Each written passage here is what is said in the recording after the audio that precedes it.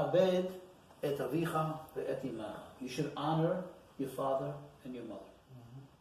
Honor in that context means to cherish. And the sages point out what you just noticed, that over there it says father first, and over here it says mother first. And the reason for it is because the mitzvah, what is inherently the purpose of a mitzvah? When you have to give a commandment from God. Think about it. A commandment means that you would not instinctively be doing that. You would not be absolutely inclined to do it, and therefore you're being told this is what you should do. Now it's possible that over time you train yourself to do it, that it becomes a second nature. It becomes a habit.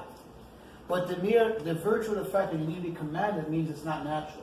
There is no commandment in the Torah anywhere that says, thou shalt breathe. You know why? It is so instinctive. And if anybody made an attempt to try to stop breathing, they'd give up that attempt very quickly.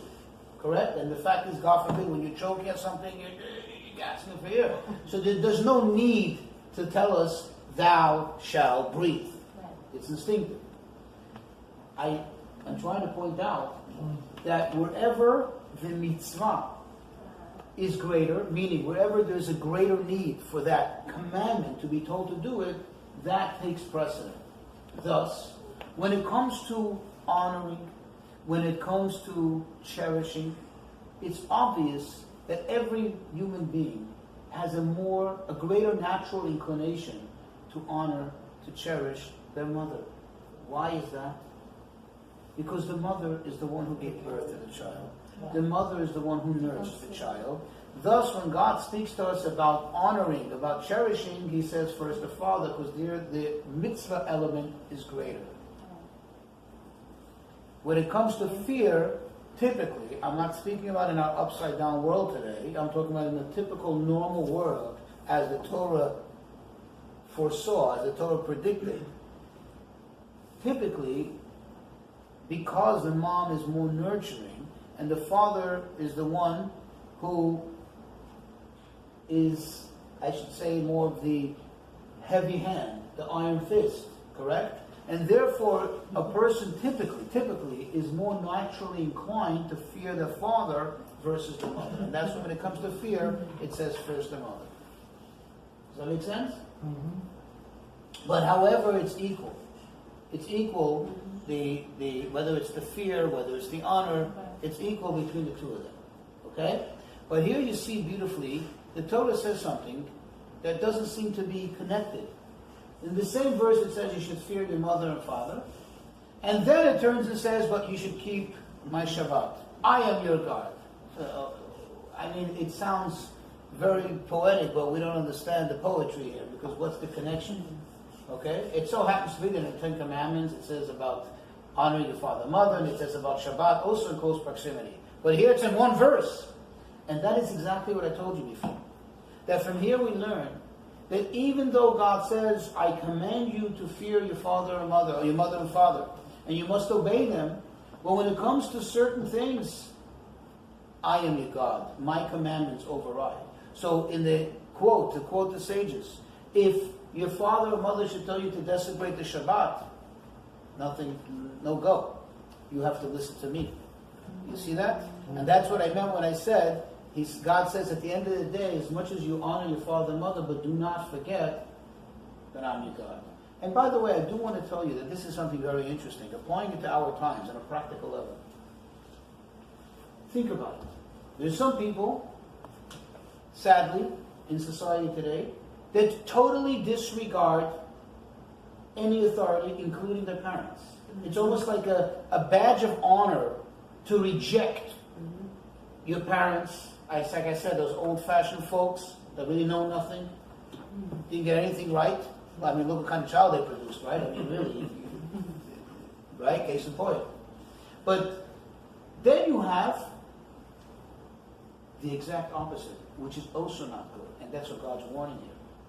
You have the people who say, whatever my father and mother say, whatever. In other words, I am not an independent person. I am totally beholden to them, but I am not in any way capable or actually willing, have no desire to think, to make a decision, to understand, to decipher, whatever they say. That's also not good. And that's what he's telling you. You have to honor the father and mother. You have to fear your father and mother. You have to listen to them, you have to obey them. But you also have to know that there are things that you need to make a decision to. You understand? You also need to be able to do that. And that is a verse that tells us how to keep a proper balance. Okay? The next verse is so obvious. Don't turn to the idols and so on. I want to fast forward to verse 9. Okay? Look at verse 9. When you will reap the harvest of your land. Can I ask a quick question? Sure. Isn't that the Parshar of this week, Emor? No. It's No. Kedoshim. It's Kedoshim Yeah. this week? Yes. The reason why you perhaps think it's Emor is maybe you've seen a website or something from Israel. In Israel, they're 1 week ahead of us now until we catch up, until we reconcile the Parshiot. Because if you recall, this year, and this is 2019, the last day of Passover for us was an ordinary Shabbat for them. So whereas they read the Parsha, we were still reading the reading of Pesach. So they're 1 week ahead of us. Okay? That can explain why you think it's in more. So now, in verse 9 it says, when you will reap the harvest of your land, you should not completely reap the corner of your field, and the gleanings of your harvest you shall not gather. Rather, you shall not glean your vineyard, and the fallen grapes of your vineyard you shall not gather. For the poor and for the proselyte you shall leave them. I am Hashem your God. This is actually an amazing thing, again, about being holy, about being different, about being special. See, let me explain. I know a lot of good people who, if you ask them, they'll tell you, of course I care about others. Of course I'm very charitable. And a good example they'll give you is that, I give things to Goodwill. I give away all my old wardrobe to, whether it's Goodwill, Salvation Army, whatever it may be. I put them in one of those drop boxes and I make sure it doesn't go to the garbage. What the Torah is teaching us is to be a virtuous person, to be a person of God, to be a person who really cares. And it's not just about me. Look what happens over here. Think about it psychologically. What is the Torah telling us? You're harvesting your field. What does it take to harvest a field? You don't just wake up one morning and harvest your field. Even harvesting in itself is a whole job. Well, you didn't just wake up today and harvest your field. You took so many months of plowing, of preparation, putting seeds, of adding to the crops and everything. And finally you're able to reap the fruits of your labor. The Torah tells you, 1 second, before you go home, before you take what's yours and enjoy it, and then if something's left over, of course, you're not going to throw it in the garbage. You're a decent human being. You're going to give it to the poor. No. Before you go home, before you start to enjoy, before you bake yourself your own piece of bread, first remember that there's poor people out there. First remember that you have to leave a part for them. And if anything drops, say, 1 second, that's mine. Torah says it's potentially yours. But it's yours so you can do a mitzvah with it. So you can be kind, you can be mindful of others. And if I had to sum this up and tell it this in a practical way, we don't have fields, and we may all be giving charity, but still I think the powerful message here is, don't be selfish. Be mindful of others. Giving away your old shoes and your worn out jeans, or the suits that you're done with because you just happen to buy the next, the fashion of the next year, the next cycle. That's basically saying, here's my old stuff. It's mine. Yeah, I am selfish, but you know what? I'm not a total, bad. I don't want to say the word, but I'm not a totally bad person. So instead of throwing it to the garbage and then later in some landfill, well, of course, I'm going to feel good about myself and give it to the poor. Torah says no. Always be mindful of someone. You just finished cutting your wheat. You just finished gathering your grapes. You just finished. You just got your paycheck. You're like, God, give me a minute here. Let me enjoy my money, and then I'll give something. I'll wait till the poor person. No. Go, take off your tithe. Go, think about someone first. Be holy. Be holy means don't just be about yourself. It's not just about me. Be about something outside of you. If you're mindful of God, and if you're living for a godly purpose, then automatically you'll take some for the poor. You're going to give some before you take for yourself. Doesn't mean you're going to be hungry. How long does it take to leave for the poor? The Torah's not telling you, I want you to starve. Okay? I want you to starve. Your starvation is not going to bring any good to the poor. You know, there's a comedian that says, he says that, when he was a child, his mother always told him, eat, because the people in Africa are starving. So he says now when he went to Africa, he says, I showed them my big belly. They said, are you happy? Look what I did for you. You understand? Obviously the Torah is not saying, I want you to starve. I want you to starve so the poor person is good. That's not helping anybody. That's like that's like the society we live in. I want you to think about it for a second. This is so deep. The society we live in is where's he here? Oh, solidarity, because what's his name? My friend's grandfather has cancer, and he is. Exactly how is that going to help him if you shave your head? Maybe if you went out there and you raised some money for cancer research, you're just doing something that feels good. It's like, look, I'm not a bad person. I did something good. No, you did nothing. Wearing some stupid ribbon, unless it is actually contributing directly and bringing the awareness that's going to generate action, that's going to do something. But just to feel good and go, well, look, I didn't throw out my jeans. I gave them to the poor. Yeah, you gave to the poor your worn out jeans. Thank you.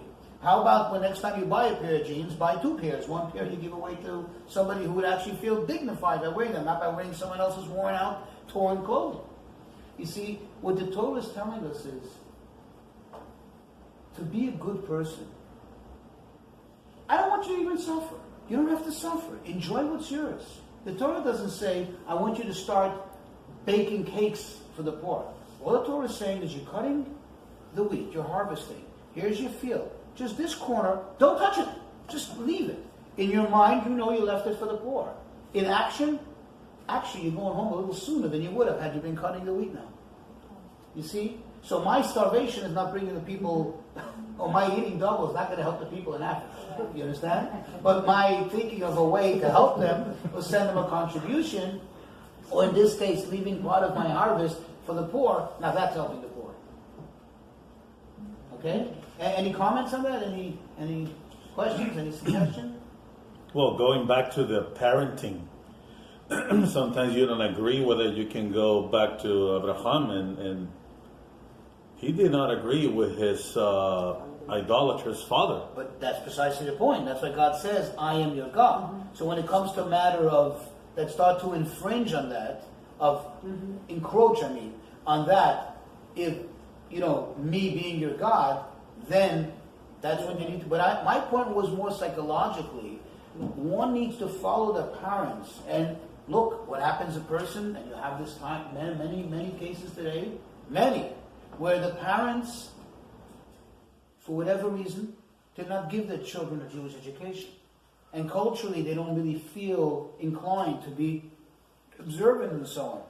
Maybe deep down, like every Jew, they want to, but they're not. And suddenly the child is exploring, and they have a spiritual quest, and they find Judaism. And the parents are against it. They're like, oh, you're kind of like those crazies with the black hats, with the black coats, right?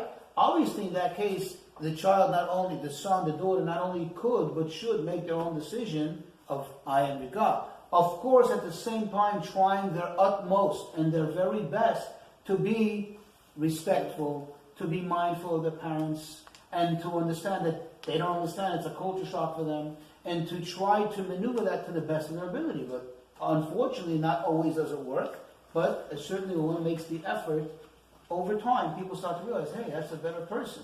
Well, like I said to a parent that was complaining to me, they were really, really, dismayed by the fact that their child is more observant. I said, look, I know other people that suffer with their children. And if God forbid it was decreed on you to suffer from your children, be happy that it's not the things that I know, that I'm not going to be beating your child in jail, They're not on drugs, and so on and so forth. So this is a good problem. They'll be a little more religious than you're liking. No, you can live with that. And the benefit of this, which they usually see later, is that instead of being some old bachelor or whatever, A party monster. some party monster that wakes up one day and he's 67 years old and no one wants to marry him at this point, he's never going to have children, they bring home, typically, because the child is fearful of God too, you'll have a family, you'll have grandchildren, you'll have something to be happy with and proud of. Let's move on, just another beautiful thing. It says in verse 11, you shall not steal, you shall not deny, meaning in a rightful claim you should not deny the rightful claim in each other, and you should not lie to each other. You should not lie to each other. Most people don't associate lying with being any problems. Now, if we did shut down this whole institution of lying, we'd be out of a government, right? Oh, fast, really fast. No, we wouldn't have a government, period. However, for us ordinary folks, the Torah tells us you shouldn't lie. Now, lying doesn't seem to be such a big deal. So I fibbed. So I said a little lie. What happened? No big deal, right? Doesn't sound like it's a big deal. Well, there's a beautiful midrash, there's a beautiful story that's told about this young man that unfortunately there wasn't almost any sin in the Torah that he hasn't committed. Lovely. Anything from, certainly the Ten Commandments, he was very familiar with them. The transgression of them. You know what I mean? We're talking about adultery, we're talking about stealing, we're talking about everything. And one day, he had an awakening, and he decided that he's going to change his ways. But how do you suddenly change all your habits and everything? And he was looking also for an easy way out. He felt very guilty, and he was looking for a way to correct it, but he needed the help. And also, he didn't want to overburden himself. He was used to an easy, free life. So he went to a great, great sage, and he asked him if he has something that he can give him to help him better his ways. And he said, yes. He says, if I ask you to do only one thing, one small thing, will you promise me that you'll keep it? He said, 100%. He says, all I ask you to do is to promise me that you'll not say any lies. Any lie whatsoever, no matter how big or small. Didn't sound like a big deal. Okay, I can continue living my whole life. I can do whatever I did till now, and I won't lie. I promise you I won't lie. And he meant it seriously. Well, the next day, he went to see somebody, and he saw an open box of jewelry, and there was definitely some good things for the taking there. Definitely some very good things. And he was about to take it, and then remembered, he says, oh my gosh, what happens if my friend asks me later, did I see what happened to the box of jewelry, and did I see who took his jewelry, and what happened? I'm going to have to lie. So he passed over this opportunity. And then the next time he had an opportunity to do something wrong. Again, the same thing. Remember, what happens if the husband of this woman says to me, hey, listen, were you talking to my wife lately? Or I have to lie. And this led him one thing to another until he became, as it says in the story, a tzaddik gamor, a complete tzaddik, a complete righteous man. Because from not lying, now to take it to the next level, to not lying to ourselves. And I'm talking to myself too. If we really stopped lying to ourselves and stopped that, let alone lying to others, most of the things we do, we would stop doing right away. Because we wouldn't be able to lie to ourselves. And what is that lie that we say to ourselves? Hasidus explains that really every person, talking about every Jew, inherently wants to be connected to God. So how is it possible that quite often we find that we're doing things that are not in line with God's will?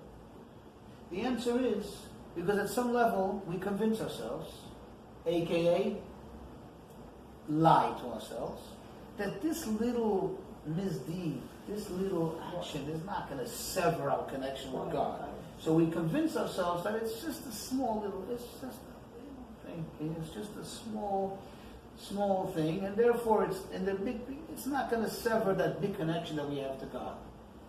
But remember, even the biggest rope, the strongest rope, It may take a long time, but if you start cutting away at it slowly with a small, tiny pocket knife, but eventually you cut through the whole rope, and that whole thing collapses.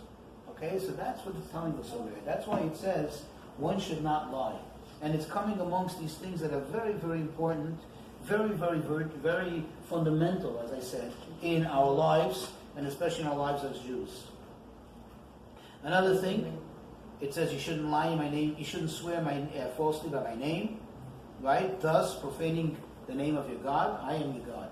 And again, this is something which too often we hear all the time. People go, I swear to God, I swear to God. Whoa, whoa, whoa, whoa, whoa, whoa. You know what swearing means? Do you know what God means? No, here's the thing. So people go, so what's the big deal? If God's a big boy, he can handle it. It's not for God. He's not getting hurt by me calling him this or calling him that. It's for you. Because if I say the words, and I'm only saying it for illustration purposes, I swear to God, and it means nothing, then when I really need to swear, or in a case where I'm talking about now everyone and anyone, I'm talking about not only someone who's Jewish. Think about it. Think about the impact. So when you get up in front of a priest, in front of a cleric, in front of a clerk of the court, and you make vows, you commit, a couple commits to each other. If the word commitment, if the word oath means nothing, why should it mean something then? It's just something I said. But deep down, I don't know, I don't have that feeling, that passion ignited when I say the word I swear, or I mean this, or this is an oath. Because it's become so diluted. It's become so trampled upon. It's become almost totally nullified. And that's the problem with our society today. So today, there was a time, if you think about it, there was a time, you ask people who are in business for a good number of years, there was a time by a handshake, you didn't need more. You made a commitment by a handshake, that's how business went. Today you could have like this, you can have this person's signature, the company's seal, you could have all the lawyers signing on it, the banks, and still,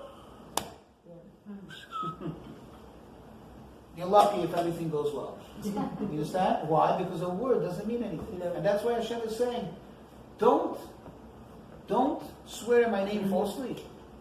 I am Hashem. In other words, it's not about me. I'll be fine. You can swear, you cannot swear, you can take my name in vain, you cannot take my name in vain. It's for you. Because you're going to lose all proportion. Therefore, you're going to lose that necessary integrity that when you do really need it, it's not going to be there for you because it's become so diluted. It's become so cheapened. That word, I swear, I take an oath, I mean what I'm saying, I give you my word. The word doesn't mean anything, God's name doesn't mean anything, and it became totally naught, sadly. And then from there he continues. Look how it leads to the next thing. Okay? You shall not withhold the wages of your fellow Jew, and you shall not rob. Okay? It shall not remain overnight the wages of a day laborer. Keep it in your possession until the morning. You know that according to the Torah, if someone works for you, and of course, we're not talking about like when you have a certain designated day for salary. We're talking about a day laborer. Somebody you're hired by the eyes, they work the day. You have one shift to find that money and pay the person. But I don't have money. Well, you should have hired the person. You have a biblical obligation to see to it that the person doesn't have to come running after you for their money. You shall not hold back the money in any way. And the Torah says if it's a day laborer, you have until the next morning. I mean, okay, I understand you don't have the money, you don't have cash handy, you have the whole night to find it. If the person works the night, you have the whole day to find the money. And if you didn't, besides the fact that, hopefully, I don't think that person will work for you again unless they're utterly desperate, but the fact is that you have not transgressed. And I'll tell you a beautiful story that illustrates the virtue of what, we should really be like. There was a great tzaddik, a great rabbi. His name was Rabbi Zusha of Anipoli. Rabbi Zusha was very famous for his kindness and his piety, his piety. Rabbi Zusha was also a very, very poor man. Very, very poor. And once his wife really bothered him. She really needed a new garment. It's not like today that, I need my 17th outfit, my 97th pair of shoes. She really didn't have. It was worn out. It was a woman. She needed another. And finally, he was able to piece some money together, and he bought the material. In those days, you took the material, you went to a tailor, and the tailor worked whatever time it took, several days, a week. Shalom. Shalom. Welcome to the practical Parsha for Parshat Kedoshim. Kedoshim means holy. As the Parsha begins, it says Hashem spoke to Moshe saying, speak to the entire congregation of Bnei Yisrael, the children of Israel, and say to them, you shall be holy. For I, Hashem, I God, your God, am holy. Now, just to point something out, that this is one of the most significant parshiot, most significant Torah portions of the entire Torah. How do we know? Because right in the beginning it says, God speak to all the congregation, to the entire congregation of Israel. Which means that Moses gathered men, women, children together, or at least the congregation of the men, and spoke to them all these rules, this entire Parsha. You see, ordinarily, there was actually a system of dissemination of how the teachings got taught. God spoke to Moshe, and then Moshe called his brother Aaron and taught it to him. So now you have the two leaders who are now versed in the whatever particular commandment was at the time. After that, he would call the sons of Moshe and Aaron, of Moses and Aaron. Now he would teach it to them, so Aaron is hearing it for the second time, they're hearing it for the first time. Then they would call the elders, the judges, and teach it to them. And now they've heard it. He's heard it 3 times, he's heard it twice, they've heard it once, and this they would take now to the people and start to disseminate it to all the people. That's most of the Torah. Whereas the certain significant parts, as this one, Hashem instructs Moshe to gather all the people. So Rashi points out, why in this Parsha did you have to speak to all the people at once? Because this is a very, very important Parsha. This is one that carries, quote, most of the significant fundamental rules in the Torah. So this is a very important one. And what does he begin with? He begins with the words, you shall be holy. Now, when you say the word holy, how do you quantify this mitzvah? What exactly are you supposed to do? You see, when the Torah tells us, for example, you should keep the Shabbat. So the Torah tells us, what does it mean you should keep the Shabbat? You shouldn't do any milacha. You shouldn't do any tasks. You shouldn't do this. Or the Torah tells us, you should eat this type of food. You shall not eat that type of food. Okay, so it's very quantified. I know exactly what we're supposed to do. How do you exactly make sense of this? What exactly are you supposed to do? Can you describe it to me? Can you give it to me in a tangible form? What am I to do and not to do? And what does this apply to? Because if you think about it, all of the Torah is about being holy. It's God's holy words. So how is this different? How does this stand out? So really this requires our proper perspective of it. We need to first understand what the word holy means. When you ask people, what does the word holy mean? And they tell you, holy. Holy is holy. How do you explain holy? Right? And I want to tell you that we do find a similar word. In English, we have another word for holiness. It's another type of holiness, and that is sanctified. Correct? Something is sanctified. I want to explain the difference between the two. And I'm not a linguist, but in terms of the Torah. Something that's sanctified means that it is inherently holy. It is inherently different. Something that needs holiness to be applied means that it's not inherently different, but we need to apply holiness. I'll explain. There is a place in the Torah, and actually it happens to be next week's Parsha, where the Torah says, quote, you shall make him holy. And over there, the Torah is talking about the mitzvah of elevating and holding in high esteem the Kohen, the priest.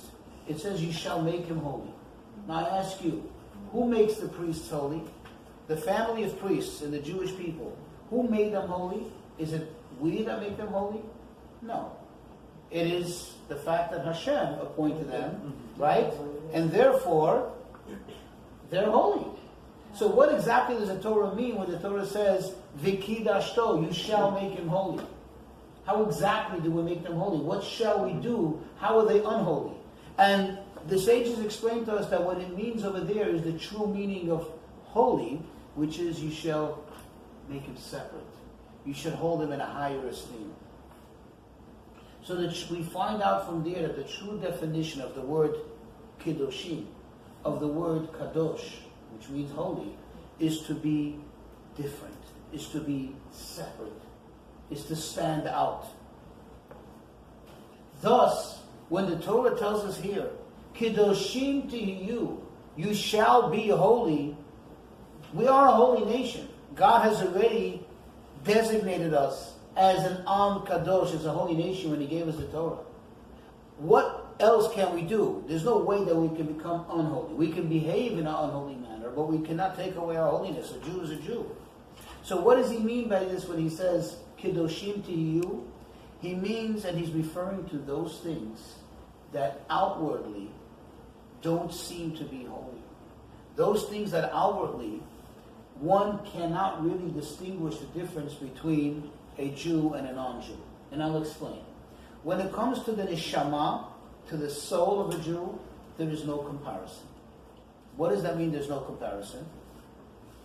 Just like you cannot compare, I'm looking around the room and I see a chair, and I say, well, I am more alive than that chair.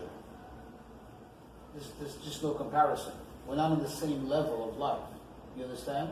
This is a totally different concept. A human being and an inanimate object.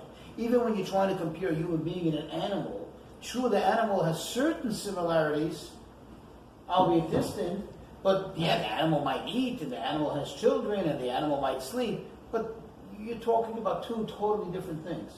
Likewise, when you're talking about the Jewish soul, you're talking about the sanctity of the Torah, you're talking about the mitzvot, the commandments that we were given directly by God to do this and to do that, those things stand alone and totally separate from any other thing in the world. They have no comparison. They have no like.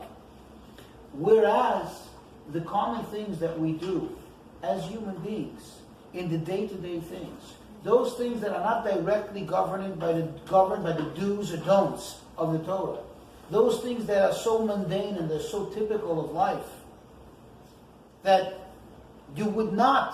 one would not be able to distinguish between that behavior of a Jew and a non-Jew, because they're both what we call neutral acts. Eating, sleeping, going to work, going about your day-to-day things. I'm driving a car, there's no difference if I am Jewish or not Jewish. There's no difference if I follow the Torah or not. The car will respond the same way. If I press the gas pedal, it will drive. If I turn the steering wheel, it will turn. And if I'm not watching where I'm going, I may have an accident, whether I'm Jewish or not. Right?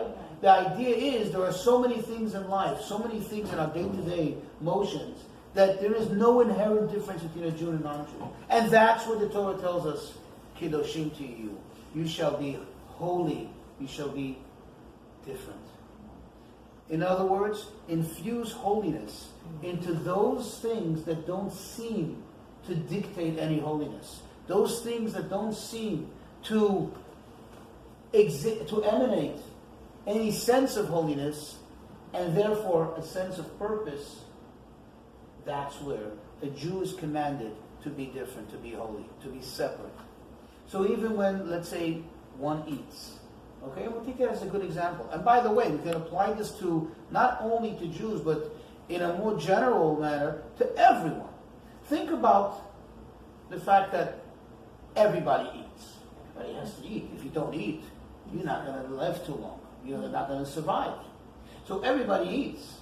However, there's a big difference of people who are just eating and just into their food, and they're just eating for the sake of eating. Or you see a very inherent difference to people who are eating to be healthy.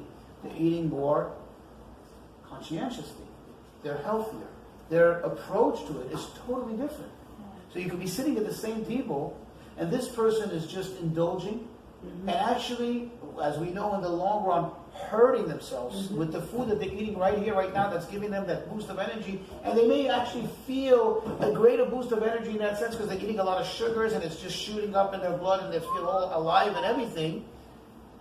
And the person sitting near them is very, very meticulous and particular about what they're eating, and in the long run doing themselves a greater favor. So that's just an example of Kedoshim Tihiyu. Be holier. God is saying, take those regular things, from putting on your clothing, from the way you walk, from the way you talk, from the way you conduct your business, from the way you sleep. That there has to be a holiness infused. What is that holiness? It should be different. It shouldn't just be like that, like everybody else. Just people just going about life without purpose, just because they're eating, because they're eating, because they're sleeping, because they're sleeping, and just no sense of purpose, no sense of holiness in it. And that's what a Jew is. How is that defined? Just to give you an example. If you look at the Code of Jewish Law, when we get dressed, you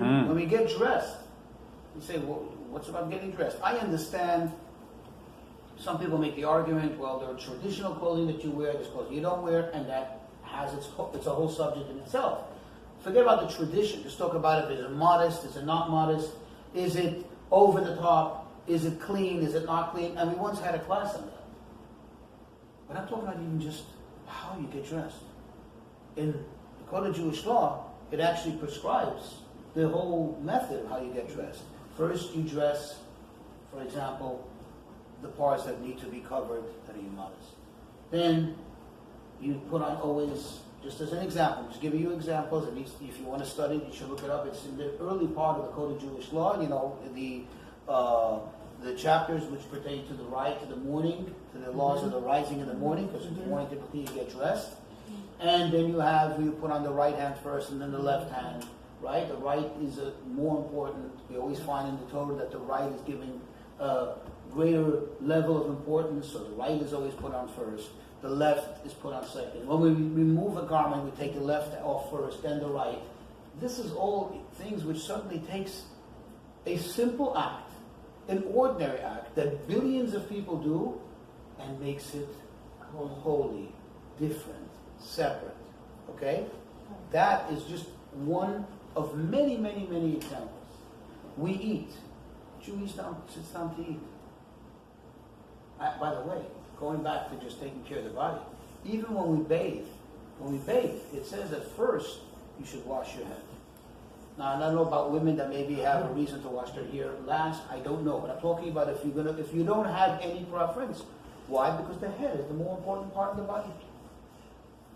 But just as an example, where suddenly a regular mundane act. I mean, I'm just taking a shower. I'm here in my own privacy. I'm not even dressed.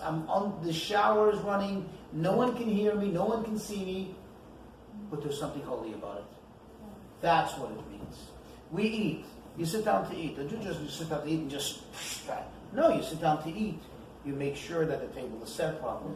Right? That's a certain sense of holiness. I didn't even get to yet the fact that you know what food you're eating. Is it kosher? Is it not kosher? Did I say a blessing before? What blessing do I say for? You're conscientious. Where did it come from? Who am I to thank the fact that I have food? All this takes a regular, ordinary act. We're not talking about eating on the festivals, which is a whole mitzvah in itself, or eating on the Sabbath. We're talking about just a regular Monday, a regular Tuesday. I'm eating my food. What am I doing? Is it a sandwich? What do I have? What's in the food? What blessings do I make before? What blessings do I make after? Do I need to wash my hands ritually? Do I not? All this is Kedoshim to you.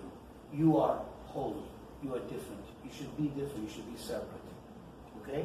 Now one may ask, oh my, that's very, very burdensome. That's very, very difficult. Think about it. Wherever I go, whatever I do, I have to be mindful of all these details, all these rules, all these holiness that I need to infuse. Why? Isn't it just a burden? So the truth is that somebody once asked this to the Rabbi. Yes, why is it in Judaism all these details and everything? In other words, almost like, it seems like his question was, does God really care if I put on clothing this way, that way. And the Rebbe's response changed his entire perspective of Judaism and therefore of life. And the Rebbe said to him, it's about, again, I don't know the words verbatim, but it was something to this effect.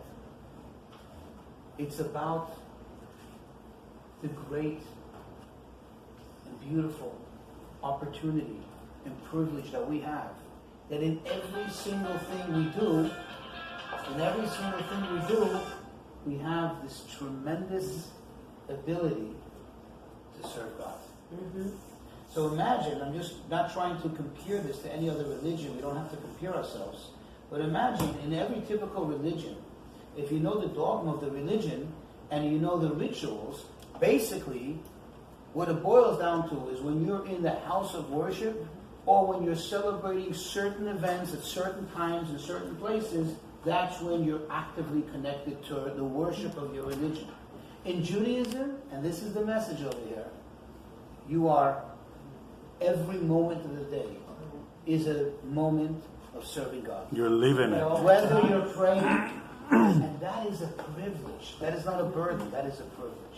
That is the most blessed gift that Hashem gave us. Anyway, moving on. So what are some of the examples that God wants us to do? And he says in verse 3, a man, meaning every person, you should fear his mother and father and keep my Shabbat. I am Hashem your God.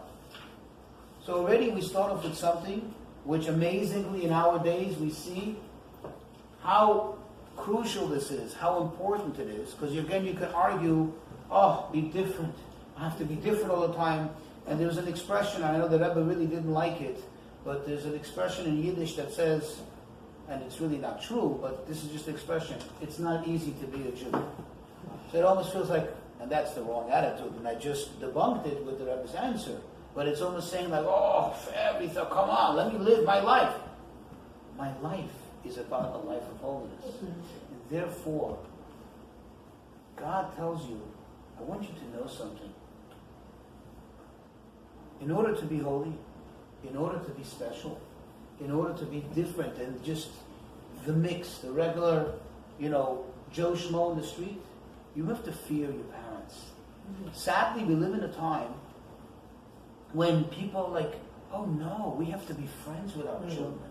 I didn't say you should hate your children. You have to love your children. If you really, really love your children, and I'm not speaking about abuse, there has to be a level of fear. Fear is synonymous with awe, with respect. And God says you have to develop that respect. And I should add, what does this have to do with God? Why is God so concerned about me respecting and fearing my parents? And if I don't fear my parents, I'm still going to pray, I'm still going to do my mitzvot, I'm still going to be a very good Jew. And God says, not so fast. Because if you trust in me, if you believe in me, and incidentally, this is also the reason why it's one of the 10 Commandments, at least that's what it's explained. If you believe in me, you understand that I chose to be a partner with these two people that are your parents. They may not be the best people in the world, and they may not always have the best ideas. Or like we would like to look at them today, they're really old-fashioned. God says, guess what? I'm also old-fashioned. I'm also old-fashioned. You know what I'm saying? I was their partner. Without me, you wouldn't be around. Without me, you wouldn't be here. So if I wouldn't decide to team up with your father and mother, again, regardless of who they are and what their virtues are or aren't, you wouldn't be here. So by you fearing them, by you having some respect for them, you're also having respect for me. Okay? By you having respect for them, you also can live a good life. As much as it seems like they're old-fashioned and they're out of touch and they don't know what's going on, but they've been around and they were the ones that gave birth to you. They were the ones that have also that embedded and intrinsic sense of blessing and those invisible conduits to be able to transmit God's messages and blessings and therefore energy to you. So you're doing yourself a favor by fearing your father and your mother. Now, there are sometimes circumstances, and this is obviously on a case-to-case basis where one needs to do, their own, what I call it, seeking of authority. If people have, abusive parents, God is not saying every parent is going to be perfect. And in those cases, you may sometimes be advised, stay away from them. But if you're in their presence, you need to fear them. You need to show them respect. If you don't be in their presence because they're difficult people, they're hard to deal with, it creates a certain impossible situation. I'm not saying this is across the board, that's it, your parents are your parents, and obviously. Now, I do have to mention that even according to Jewish law, there are certain areas, certain decisions in life where even one's parents don't have the final say. Certain places, areas in life where one does not need to listen to their parents or doesn't need to seek out their advice. Certainly, however, it would make all sense to try to do it in a very, very, in a very diplomatic, in a very amicable way, in a manner that you don't get into outright fights, because again, you don't cause your parents distress, you don't cause them to feel bad, to feel some remorse of the child that they raised. You understand? Okay, on that note, I will share with you a story that there was a young man, many, many years ago, this story, who became involved with Chabad, and he became what you would call a student of Chabad, a Chabad Chassid.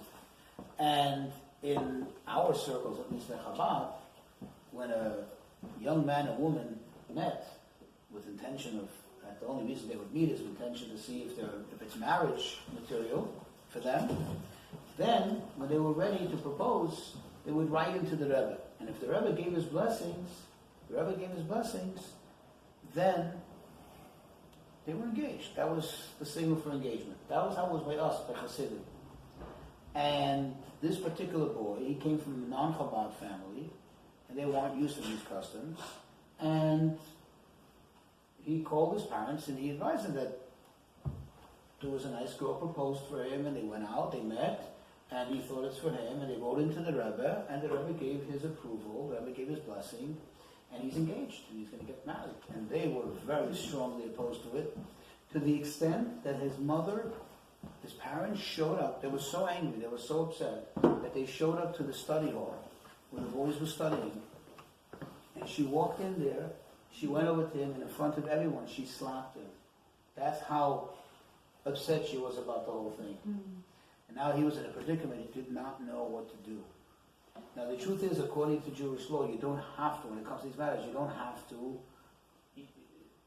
I should just say, you don't have to get your parents' approval, but it's certainly, can you imagine what kind of life are you going to have? Your parents are upset with you, they don't accept your soon-to-be wife, and so on. And it was a big predicament. So his friend suggested him that he writes into the Rebbe, or word got to the Rebbe about what happened. Imagine the embarrassment of getting slapped by your mother in front of all your friends, a young man in his 20s. And she was invited to meet with the Rebbe. And the Rebbe asked her and her husband, if they trust him. Now, maybe they didn't approve of the Chabad ways of their son becoming a Chabad Chassid, but they certainly did have respect for the Rebbe. And she said yes. So the Rebbe shared with her something that is really something the Rebbe never spoke about himself, and he certainly never gave out his secrets of how he runs his business, so to speak. And the Rebbe said to her, I want you to know that before I give my approval for a shidduch, for a match, I look up in the book of matches. I look up there and I check if it's compatible with what is written there. And I'm telling you, trust me that this is a good match for your son. Okay?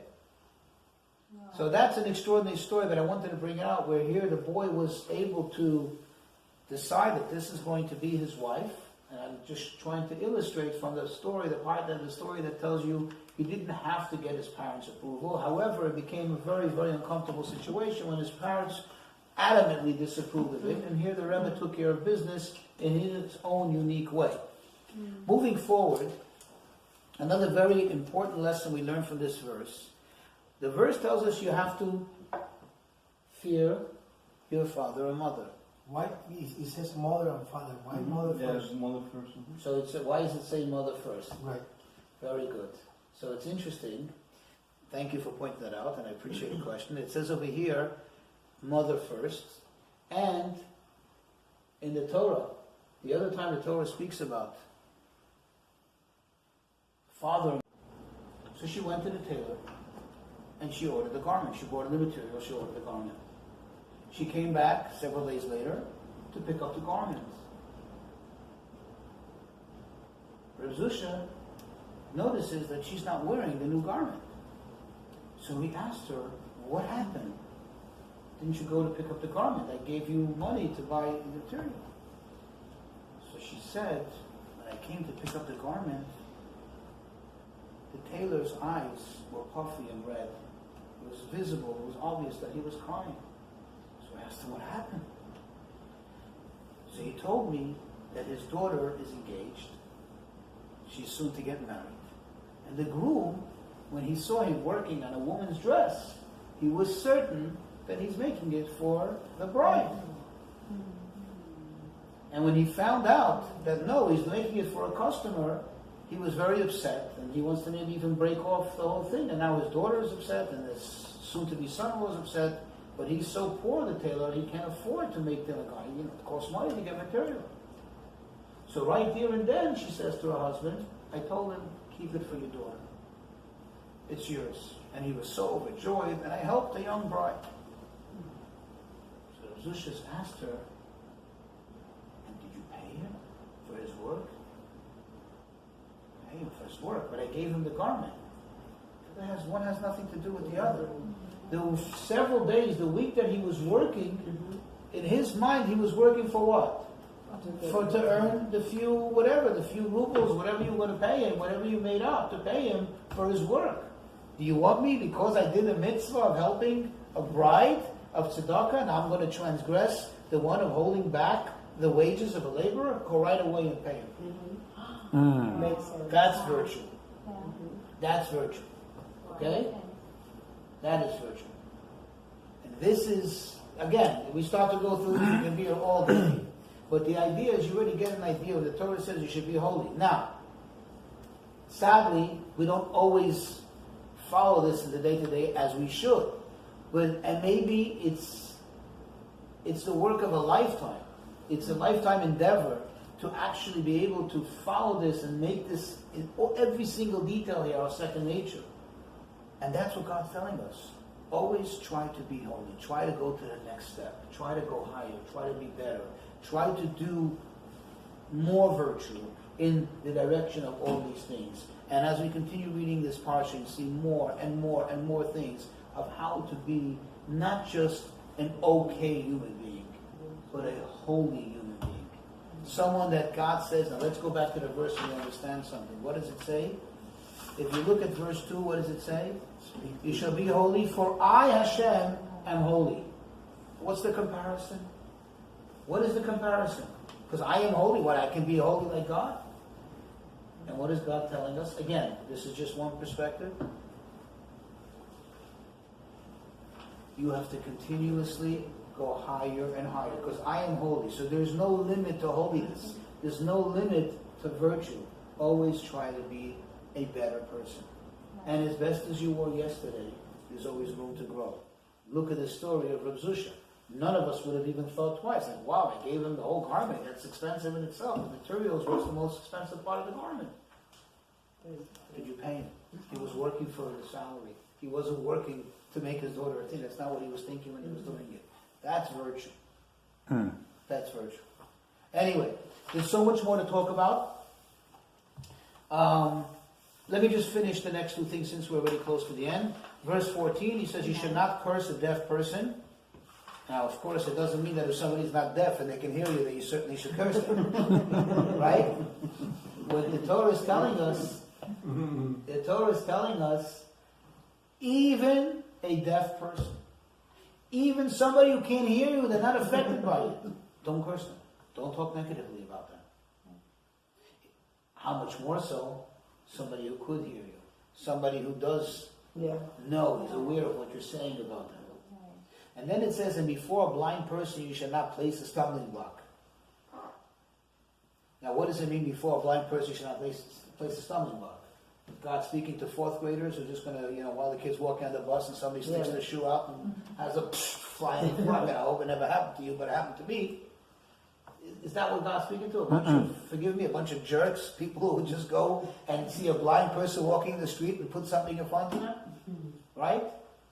No. It means that if, God forbid, somebody's blind in a certain matter, meaning they're looking for your guidance, they're looking for advice, which means that they don't see through the matter. And you come and intentionally give them bad advice, intentionally mislead them. Okay? Classical example, there's a used car for sale, an exotic car. Your friend of yours comes and says, what do you think about it? Now you, in your mind, you're thinking, I want to buy that car. So I'm going to tell him, it's not a good deal, it's overpriced. In the meantime, you go around and you buy that car. So you gave him advice which is not true. And in fact, in this example I gave you, you yourself don't believe in that advice. So you just wanted to stumble, you wish to have him trip so he doesn't buy it, so you can buy it. Then there's also, obviously, as part of this prohibition, what happens if you know that somebody is vulnerable, somebody is susceptible, or is weak when it comes to a certain thing? You know how to place it in front of them. And it makes sense. I mean, think about it. If you know, and we know today, we're more aware of it, anybody who knows about addiction and things like that. If you have somebody in the family that, let's say, has an alcohol problem, you don't put alcohol on the table. Well, why should I suffer because he does it? Well, if you're inviting, he's part of the household, you have to be courteous. You have to be able to have the decency of not putting a stumbling block. Even if the person is not going to actually succumb to their addiction. Imagine the level of torture, of pain that person is going through, having the turmoil that's right there in front of them, and they have an issue with it. So all this fits into this mitzvah there. And how does God conclude it? And you shall fear your God, I am Hashem. What is that saying? We have a rule. Whenever the Torah says the words, and you shall fear your God, the sages tell us, quote, it's talking about davar, a matter, hamasur alev, that's given over to the heart. Because these are these are the type of things that a person can play dumb. I didn't know. Really? Oh, sorry. No, I didn't mean. God's saying, I'm watching you. I know what's in your heart. So you fear me. You can fool the people. You cannot fool me. So I know if you had good intention or bad intention.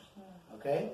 I know what your intent was. When you gave this person your quote-unquote good advice, did you mean their, what was truly in their favor, or did you have some kind of, manipulation, what you thought was good for you, or what's ultimately going to come out good for you? And that's what God says, you know what? You can't be called out on this by a regular person, because they don't know what's in your heart. But you fear me, because I know. And with that, I'll say, just important perspective. When you say be holy, it doesn't mean to be aloof. Remember I said it means to be higher. It means to be different. But it doesn't mean to be aloof. Being holy, the virtue of being holy, the true appreciation of holiness is to appreciate and therefore to respect and therefore to enjoy all human beings. So when people say, well, I am holier, and you ever hear the expression holier than thou? Mm-hmm. No, that's not consistent and certainly not compatible with what we're talking about here. Okay? A holy person is one who doesn't scream from their behavior that, oh, look at me, I'm holy. That's not holiness, that's arrogance. That's stupidity.